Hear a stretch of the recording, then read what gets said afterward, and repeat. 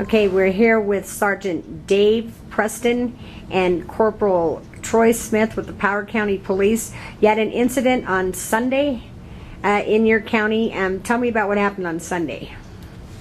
I attempted to make a traffic stop on a red vehicle for a simple traffic infraction. The vehicle failed to yield. I contacted my supervisor. I advised him of the situation, traffic conditions, speeds, etc. I asked for his assistance to head my way. He continued. I was following him. He increased his speed a little more. He was driving a little more erratic. I advised Sergeant Preston of that. You thought possibly he could be under the influence. May have. I didn't know what was going on. All you knew for sure is he had a tail light out. Yeah, exactly. He wasn't stopping. Yeah, and I didn't know exactly what was going on. Try to prepare for everything. And as I'm following him, the vehicle made an abrupt right turn off of the roadway down a steep embankment. Looked like it hit the power pole. I advised EMS to be en route, and I first went down to approach him to make sure he was okay. I didn't know if he was injured or not, so specifically I was wanting to make sure he was okay or provide medical attention if needed. And that's when I heard him say, "I'm going to shoot you, I'm going to kill you." Now he exited the car, and from your angle you could see his hands most of the time, but you didn't know if he had a weapon in his waistband, and he continued to threaten. That's correct. Verbally he did. He did make some hand gestures, but I could see his hands clearly.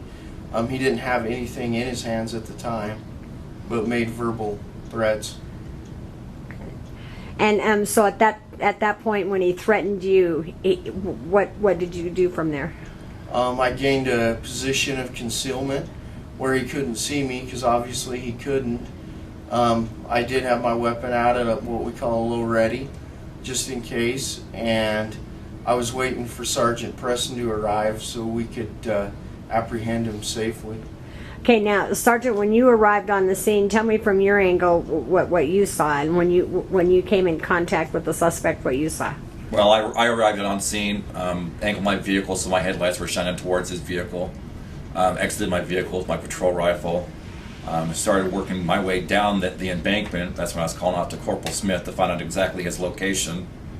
During this time, the suspect was focused on me.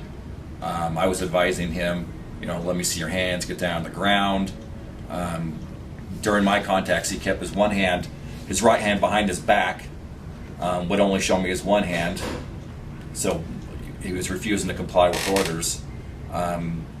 During this time, he made a gesture like he pulled his hand out behind his back, like he had a firearm on him, and pointed towards me.